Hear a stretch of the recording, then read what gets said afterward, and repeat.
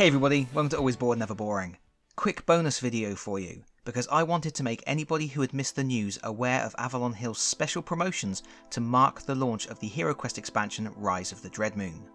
As you may know by now, some people have already received their copies of the new expansion, and almost all of the quest pack contents have been leaked online for people to review and dissect at their leisure. While I made a community post to make people aware of the leaks, I chose not to make a video unpacking all of that information myself. I wanted to do that when I had the physical copy in front of me. Nevertheless, the information is out there if you would like to go and check it out.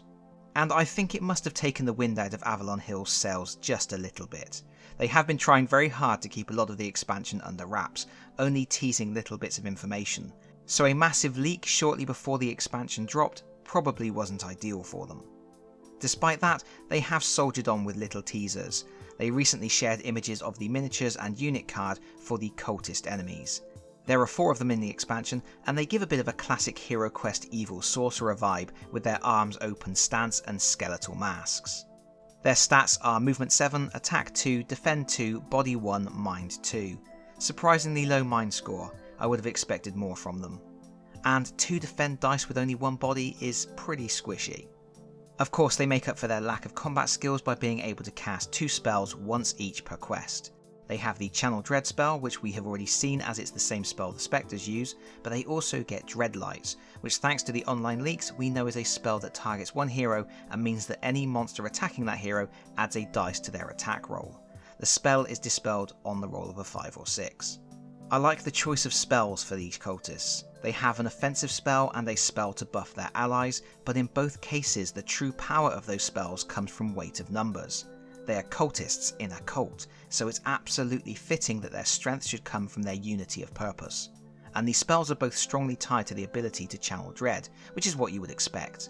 It feels like a good thematic fit, and the deadliness of their spells offsets their squishiness and will encourage heroes to act quickly to clear them off the board, perhaps rushing headfirst into traps. I would say these are a better, more thought out enemy than the Magus Guard we saw previously. But that's not really what I wanted to talk about in this video. What I really wanted to draw your attention to was HeroQuest Day. Mage of the Mirror is the first full retail expansion containing entirely new content for the new edition of HeroQuest, and that's pretty exciting.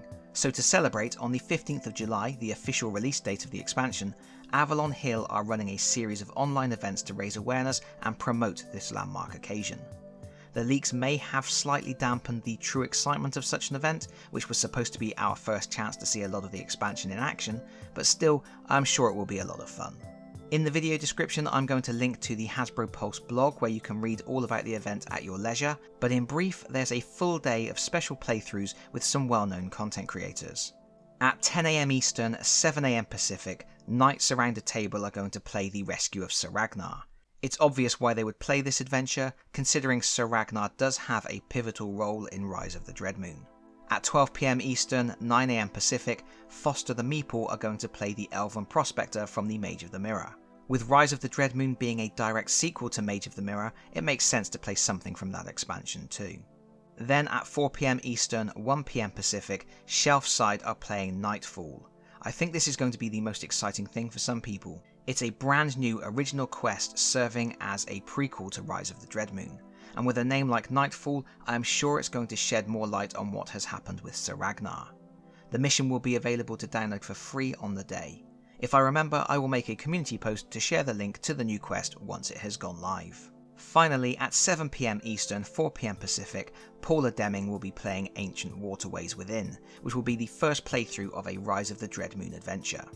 All of these playthroughs will be taking place on YouTube, and you can find links to all of the specific YouTuber accounts if you follow the link to the Hasbro Pulse page in the video description below. Oh, and as an added bonus, Zargon will be live tweeting all day. He may be the master of dread, but he's still one of the least scary or evil things about Twitter. And there we have it, that's a rundown of the day. Avalon Hill are clearly very excited about this expansion, and they are making a scene. It's really nice to see some genuine enthusiasm for the product, and as always, it bodes well for the future of HeroQuest. Let me know your thoughts in the comments, because that's it from me for now. Thank you so much for watching.